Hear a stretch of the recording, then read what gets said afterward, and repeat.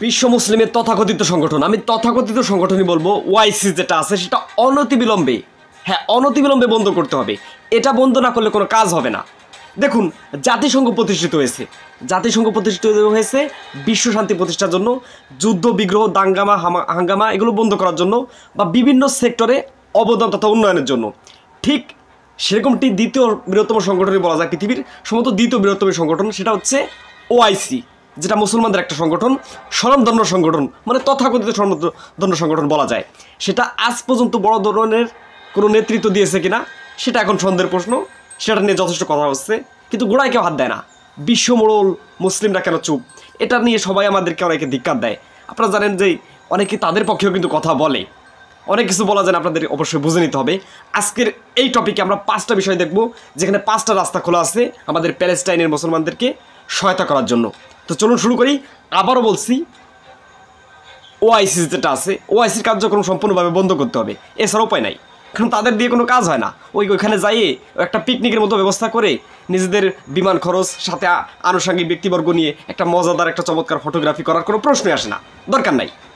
যেহেতু সংগঠনটা কাজ করে না, ওই সংগঠন নিয়ে আমাদের আর কোনো মাথা কামানোর কোনো বিষয় নাই। জাতিসংঘের কথা বললাম, জাতিসংঘ তো কাজ করে না, কিছু কিছু বিষয় তারা চুপ থাকে, আপনারা সকলেই জানেন। একটা জিনিস বলি, সেটা হচ্ছে এই বাংলাদেশের রোহিঙ্গা যারা আছে, জিপসি হিসেবে যারা আশ্রয় নিয়েছে, রিফিউজি হিসেবে যারা আশ্রয় নিয়েছে মায়ানমার থেকে বিতাড়িত, তাদেরকে কিন্তু জাতিসংঘই খাওয়ায়। এতদিন যা হয় না হয়েছে না হয়েছে, বর্তমানে সেটা একটা পরিবর্তন এসেছে, আপনারা জানেন, ডোনাল্ড ট্রাম্পের প্রভাব। এটা একটা ক্ষতিকর দিক। তবে ওআইসি কি পারতো না এদেরকে খাওয়াতে? ওআইসি হয় নাই, কোনো কাজই হয় না এদের দিয়ে। যখন কাজের কথা বলি, মুসলিম যে সংগঠন ওআইসি, এটা অনতিবিলম্বে বন্ধ করতে হবে। এটা আমাদের সমগ্র বিশ্বের বুকে একটা লজ্জার মাইল ফলক, এটা ছাড়া আর কিছু করার নাই। আর কাতারের একটা জিনিস বলি, সাম্প্রতিক যে সমস্যা হয়েছে প্যালেস্টাইন ইস্যুকে কেন্দ্র করে, সেটা হচ্ছে কাতারই আমার মনে হয় যে সবচেয়ে বেশি ঝামেলা বাঁধিয়ে দিয়েছে। তারা মধ্যস্থতা করতে গিয়েও তারা পারলো না, ব্যর্থ হলো। এটার মাধ্যমে কিন্তু মুসলমানদের উপর অত্যাচার নির্যাতনের মাত্রা আরও বেড়ে গেল, এটা সকলে জানেন। সেটা কাতার হতে পারে, মধ্যপ্রাচ্যের অন্য কোনো দেশ হতে পারে, সৌদির কথা বলবো না, কারণ তাদের নাম বললেই নাকি চাকরি থাকে না। খুবই খারাপ লাগে কথাগুলো বলতে। এখন আমরা সে কাজের 5টি পয়েন্ট বলে আজকের এপিসোডটি শেষ করি। ভাই, দারুণ 5টা পথ খোলা আছে, এটার দিকে আপনারা ধাবিত হন। বিভিন্ন দেশে আন্দোলন হচ্ছে, অনেক কিছু বয়কট হচ্ছে, আসলে এটা আদতে কাজ করে কিনা এটা আমাদের বুঝে দেখতে হবে। তা 5টা যে রাস্তা আছে, 1 নম্বর পয়েন্টটা খুবই ইন্টারেস্টিং, সেটা আপনারা অবশ্যই শুনবেন। সর্বপ্রথম আমরা 5 নাম্বার দিয়ে শুরু করি। সেটা হচ্ছে চলমান যে একটা সমগ্র বিশ্বের বুকে দেখানো যে আমরা প্যালেস্টাইনের পক্ষে আছি, বিভিন্ন জায়গায় আন্দোলন হচ্ছে। আমরা পুরোপুরি অবাক হয়ে গেছিলাম যখন ক্যালিফোর্নিয়া ইউনিভার্সিটি থেকে শুরু করে বিভিন্ন ইউনিভার্সিটিতে তুমুল আন্দোলন গড়ে উঠেছিল গতবার এই টাইমে, আপনাদের মনে পড়ে? ঠিক সমগ্র বিশ্বের বুকে আর একটা আন্দোলন বা একটা তাদের প্রতি উত্তর দেওয়ার একটা জায়গা এসেছে। এটা কিন্তু সমগ্র বিশ্ব অনেকটা একটু লজ্জাও পাচ্ছে বলা যায়। তারা তো নিন্দা ছাড়া কিছু বোঝে না, তবে তারা লজ্জা পাবে বা সমগ্র বিশ্বের বুকে একটা ভয়েস রেজ হবে। এটা হচ্ছে 5 নাম্বার, অবশ্যই প্রতিবাদ চালিয়ে যেতে হবে। এবার আমরা 2 নম্বর পয়েন্ট নিয়ে কথা বলি। 2 নম্বর পয়েন্ট শুনলে আপনারা অনেক অবাক হবেন বা অনেকে বলবেন যে লোকে বলে কি। আর ওআইসি নিয়ে আর একটা কথা বলি, ওআইসি সংগঠন যেহেতু কাজ করে না, ওটাকে বন্ধ করে দিতে হবে, কারণ এটা পিকনিক ছাড়া কিছু না। আর প্রফেসর মোহাম্মদ ইউনূসের সরকার বাংলাদেশ থেকে, সামনেই তো ওআইসি সম্মেলন হবে, সেখান থেকে প্রতিনিধি যাবে, এটা যাওয়ার কোনো প্রশ্ন আসে না। ওই টাকাটা আপনারা ডোনেট করে পাঠিয়ে দিন। 2 নম্বর পয়েন্ট নিয়ে কথা বলি।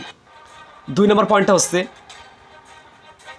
আমাদের পার্শ্ববর্তী একটা দেশ আছে, তারাও কিন্তু ওই ইসরায়েলের মতো, আপনারা নামটা আসলে একটু বুঝে নেন, অন্যভাবে বলতে হয়, আপনারা জানেনই। তারাও কিন্তু খুব মহরম ধরম তাদের সাথে, আমি আগের বিভিন্ন পর্বে দেখিয়েছিলাম।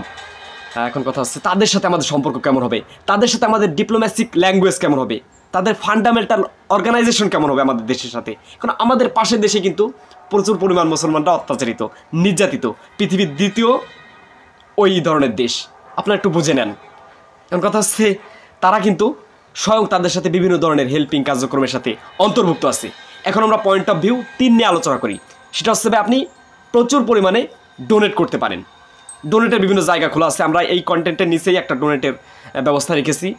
প্যালেস্টাইন ফ্রেন্ডস সোসাইটি নামে একটা দেখবেন আপনারা, সেখানে অবশ্যই ডেসক্রিপশন বক্সে গিয়ে ডোনেট করার জন্য আন্তরিক প্রচেষ্টা চালাবেন। এটা একটা কার্যক্রম গ্রহণ করা যায়। এখন আমরা সে 4 নাম্বার বয়কটের প্রশ্নে আসি। বয়কট নিয়ে যথেষ্ট বিতর্ক আছে, আদতে কিন্তু বয়কট কাজ করে কিনা, বয়কট আদতে কোনো লাভবান হয় কিনা। একটা বিষয় বলে আমি একটু বিষয়টা শেষ করি, একটা বিষয় বলে শেষ করি। সেটা হচ্ছে আপনারা জানেন যে বাটার বিভিন্ন শোরুম লুট হয়েছে, এটাকে সবাই নিন্দা চোখে দেখছে। তবে ভাই, প্রত্যেকটা মন্দির একটা ভালো দিক আছে। এই প্রতিষ্ঠানগুলো চলতে দেওয়ার দরকার কি? অন্য কোনো কোম্পানি নাই।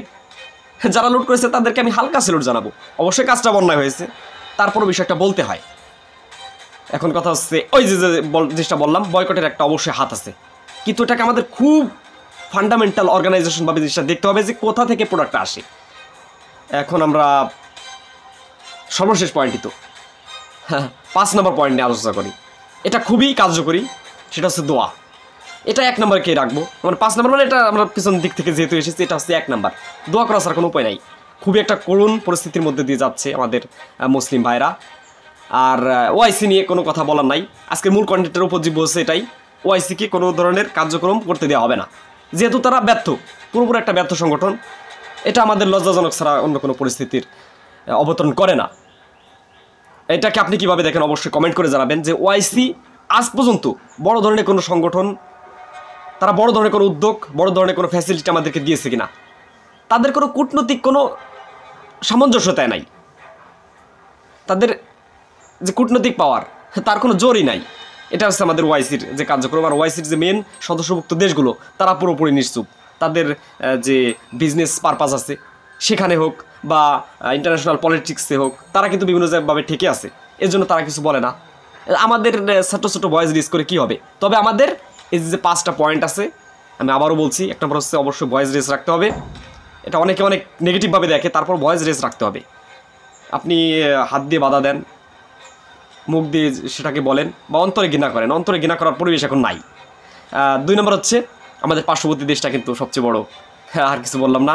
তাদের থেকে আমাদের অবশ্যই ওই যে বয়কট যে ব্যাপারটি, তাদের সাথে আমাদের যে পারস্পরিক লেনদেনের ব্যাপারটি, এটা অবশ্যই ভালোভাবে ডিসকাস করতে হবে। তাদের সাথে যে তাদের কী সম্পর্ক এটা বলার অপেক্ষা রাখে না। তারপরটা হচ্ছে ডোনেটের ব্যাপারটা বললাম, বিভিন্ন সংগঠনের মাধ্যমে, বিশেষ করে বাংলাদেশে আসুন্না ফাউন্ডেশন যেটা আছে সেটা কিন্তু খুব ভালো কাজ করছে। আরেকটা সংগঠনের নাম বললাম, সেটা অবশ্যই নিচে ডিসক্রিপশন বক্সে দেখতে পাবেন। বিভিন্ন সংগঠনের মাধ্যমে কিন্তু ডোনেট যাচ্ছে। তারপরটা হচ্ছে বয়কটের বিষয়টি আমাদের সুন্দর করে মাথায় রাখতে হবে। আর বয়কট নিয়ে অনেক ভ্রান্ত ধারণা আছে, সেটাকে অবশ্যই আমাদের দৃষ্টি দিয়ে দেখতে হবে। আর সর্বশেষ যেটা, সেটা হচ্ছে দোয়ার বিকল্প কিছু নেই। অবশ্যই আমাদের মুসলিম ভাইদের জন্য দোয়া চালিয়ে যেতে হবে। এখন আল্লাহর সাহায্য ছাড়া মনে হয় না যে আর কোনো পথ খোলা আছে বলে আমার মনে হয়। যাই হোক, এই বিষয়টিকে আপনি কীভাবে দেখছেন, আর ওআইসি নিয়ে আপনার মন্তব্য কী সেটা অবশ্যই কমেন্ট করে মন্তব্য করে লিখে জানাবেন। আপনাদের সাথে দেখা হবে নতুন আরেকটি পর্বে। তো এই বলে আমাদের আজকের এপিসোডটি শেষ করছি। আসসালামু আলাইকুম।